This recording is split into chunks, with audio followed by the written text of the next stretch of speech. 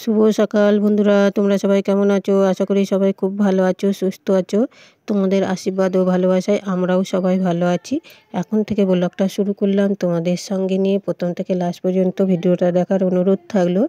আমি বর্ধমান জেলার ছোট্ট একটি গ্রাম থেকে আমি সোমা বলছি। সোমা ডেলি ব্লগ চ্যানেলে সবাইকে স্বাগত। দেখো, আজকে ঘুম থেকে উঠতে একটু দেরি হয়ে গিয়েছে। তাড়াহুড়ো করে উঠে চা করে দিলাম তোমাদের দাদাভাইকে। তোমাদের দাদাভাই চা খেয়ে নিল। আমার চা এখনও ঢাকা দেওয়া আছে, আমি এখনও খাইনি। দিয়ে দেখো, বাদুড়ে ছোঁচ দেওয়া হয়নি, তার জন্য তাড়াহুড়ো করে একটু 1 মগ জল নিয়ে এসে জলটা দিয়ে দিলাম। আর তোমাদের দাদাভাই এখন চলে গেল মুরগি আনতে। দিয়ে আমি এবার বাড়ির ভেতরে যাব, দিয়ে চাটা খাবো। দৌড়ের ছোঁচটা চলে গেল তোমাদের দাদাভাই, দিয়ে এবার আমি যে দৌড়ের ছোঁচ দিয়ে নেব। দিয়ে তারপরে দেখো বাড়ির ভেতরে গিয়ে চাটা খেয়ে নেব। মুখটা ধোয়া হয়ে গেছে। দিয়ে দেখো খালি পেটে 1 গ্লাসে জল খেয়ে নিলাম। দিয়ে এবার চা মুড়িটা খাবো। খিদেও পেয়েছে, ঘুম থেকে উঠেই না খিদে পেয়ে যাচ্ছে, কেন জানি না এখন খুব খিদে পাচ্ছে। তাই শুকনো মুড়ি খেতে ভালো লাগছে না, তাই সঙ্গে চা নিয়ে নিলাম। নইলে কদিন চা খাওয়া বন্ধ করে দিয়েছিলাম, চা খাচ্ছিলাম না, শরীর ভালো যাচ্ছিল না বলে। তাই দেখো, দিয়ে চা মুড়ি খেয়ে নিয়ে বিছানাটাকে গুছিয়ে নেব। আর এদিকে এখানে একটু রাতের যে খাওয়া বাসনগুলো ছিল কলপারে ভিজিয়ে দিয়েছি। দিয়ে ওখানটা নিকিয়ে নিয়েছি, এঁটোটা নিকিয়ে নিয়েছি। দিয়ে দেখো বিছানাটা তুলে নিয়ে তারপরে বাসন কটা মেজে নেব। দিয়ে দেখো কলপারে চলে আসলাম বাসন কটা মাজতে। বাসন কটা মেজে ধুয়ে নেব। দুজনারই চা খাওয়া হয়ে গিয়েছে। দেখো চায়ের কাপগুলো সঙ্গে ওরই সঙ্গে বাসনের সঙ্গে মেজে নিচ্ছি।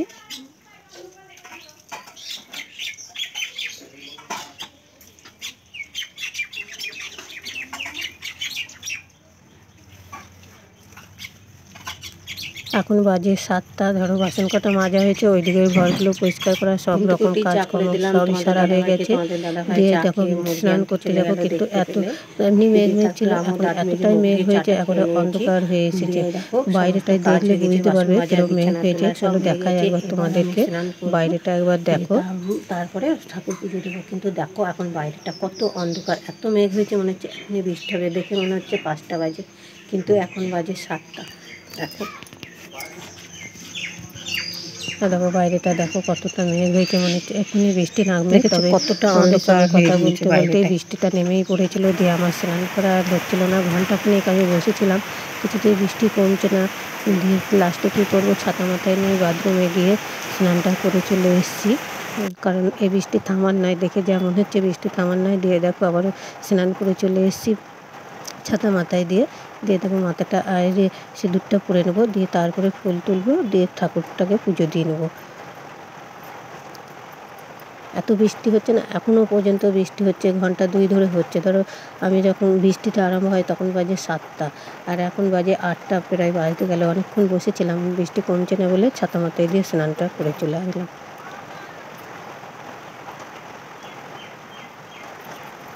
তবে চলো এবার ফুলকটা তুলে নিয়ে আসি। দেখো এখনও বৃষ্টি পড়ছে, বৃষ্টি এখনও কমেনি, সমানে বৃষ্টি হয়েই যাচ্ছে। এই বৃষ্টি যা হচ্ছে, আজকে সারাদিনই বৃষ্টি হয়েছে, বৃষ্টিটা কম থামার নয়। তার গাছেও দেখো জবা ফুলগুলো তুলে নেবো। সাদা ফুল সেরকমভাবে ফোটেনি, তাই জবা ফুল যে কটা পেলাম সে কটাই তুলে নিলাম।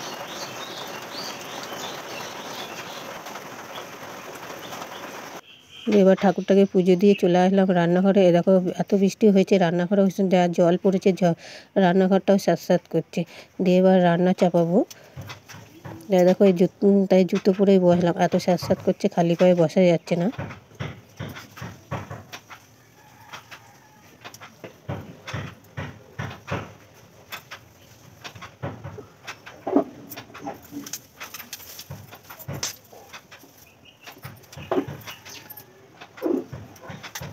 আর এই বর্ষায় না খুব উনুন ধরাতে খুব সময় লাগছে, আধা ঘন্টা সময় লেগে যাচ্ছে উনুন ধরাতে, যার জন্য রান্না করতেও দেরি হয়ে যাচ্ছে।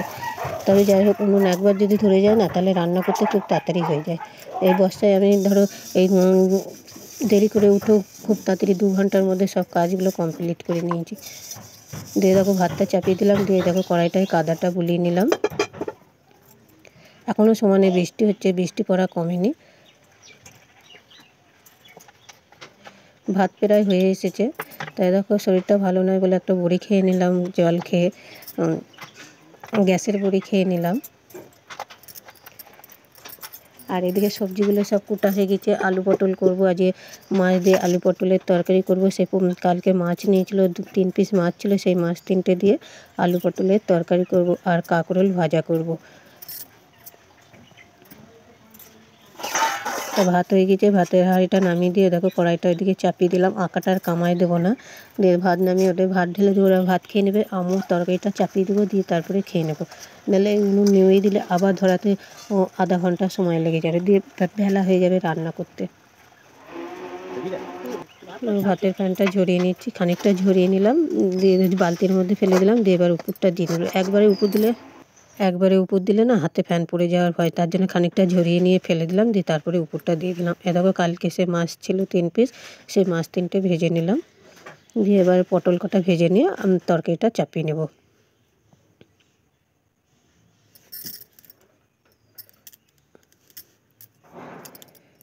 দেখো আমি ভাত নিয়ে বসে পড়েছি।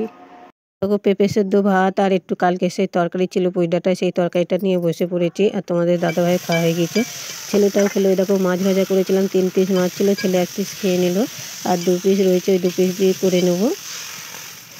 তরকারিটা কষানো হয়ে গেল, একটু জল দিয়ে ঢাকা দিয়ে দেবো। দেখো তরকারিটা প্রায় হয়ে এসেছে, আলুগুলো সেদ্ধ হয়ে গিয়েছে। এবার এই দেখো মাছ 2 পিস মাছ দিয়ে দিলাম, মাছটা দিয়ে একটু ফোটাবো, দিয়ে তারপরে নামিয়ে নেব। আমার শরীরটা খুব একটা ভালো যাচ্ছে না, তোমাদের সঙ্গে ভালো রকম ভিডিও করতে পারছি না, টুকিনাকি সবটা একটু বাদ বুদ দিয়ে করছি। দিয়ে দেখো ঘি কাঁকরোলটা হলেই হয়ে যাবে। দিয়ে তোমরা কিছু মনে করো না, তোমরা যারা যারা কমেন্ট করো আমাকে খুব ভালো লাগে তোমাদের কমেন্ট পড়ে। তাই এইভাবেই তোমরা আমার ভিডিওটা দেখো, কমেন্ট করো। তোমাদের কমেন্ট পড়লে পরে আমার পরবর্তী ভিডিও করতে আগ্রহী হয়। তা ভিডিওটা আমি বেশি বড় করব না, এখানেই শেষ করব। এই দেখো দুপুরের খাওয়া দাওয়া সেরে নিলাম, 3 জনেরই খাওয়া হয়ে গেছে। দিয়ে বাসন কটা মাজলেই আমার কাজটা হয়ে যাবে। বাসন কটা মাজতে বসেছি, খাওয়ার আগে কড়াই টড়াই মাজিনি আজকে ওই রান্না করে শুয়ে পড়েছিলাম, তারপরে এসে খাওয়া দাওয়া করে নিয়ে তারপরে এই বাসন কটা মাজতে বসলাম। তা শুভ দুপুর বন্ধুরা, ভিডিওটা এখানেই শেষ করলাম। ভালো লাগলে লাইক শেয়ার কমেন্ট অবশ্যই করবে। আবার আসবো পরবর্তী ভিডিও নিয়ে কালকে। তা শুভ দুপুর।